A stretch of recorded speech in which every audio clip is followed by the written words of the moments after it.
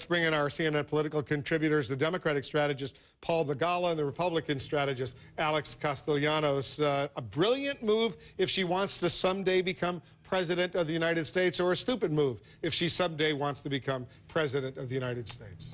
A desperately irresponsible move, Wolf. You know, she made a commitment to take that job.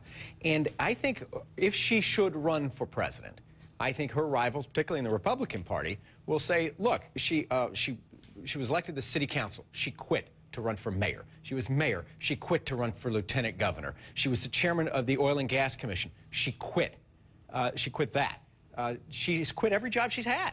And, you know, I think that doesn't stand up very well when you're trying to run for president to take on the hardest job in the whole wide world. But beyond that, the whole thing looks really flaky. If the whole reason is because she's had, like every politician, well, more than most, actually, to be fair, she's had ethics complaints against her.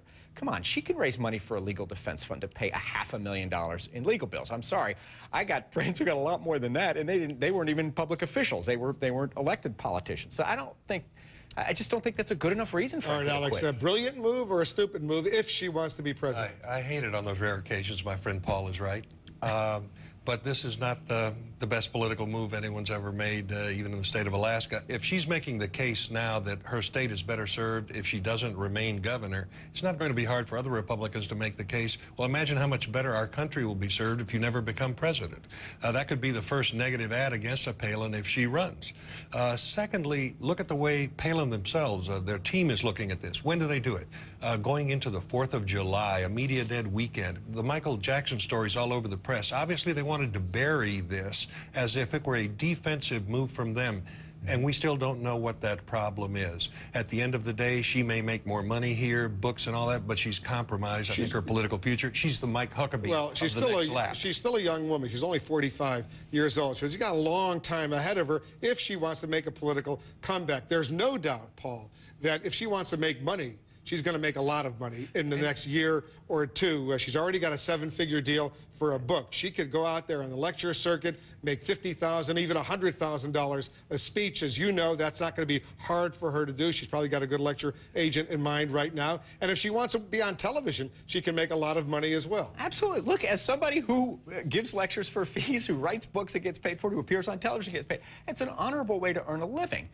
But don't dress this up as a higher calling. Okay, frankly, being an elected official governor is a higher calling than what I do for a living. Okay, that's real public service, which she's been doing for her state and her citizens. So don't pretend that going to cashing in, which is exactly what I've done, is somehow a higher calling. It's not. So, but to be honest, don't pee on my boots. She's going to make millions of dollars in the next few years. She is. And by the way, we should still not underestimate her power, even though somewhat diminished in a Republican primary going into the next election. She is going to sell books. She is going to get booked for speeches. And those are the same people who are going to probably would support her in a Republican primary. However, if Huckabee runs, if Palin runs, there's now a big division on the right. That may be one reason you saw Huckabee attack Palin on this. This is good news for a Mitt Romney in a Republican primary.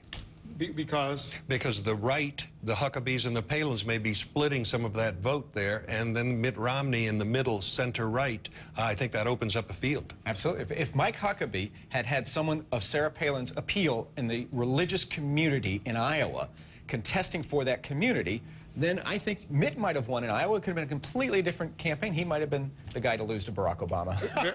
Maybe very quickly, a quick thought on Al Franken. He's now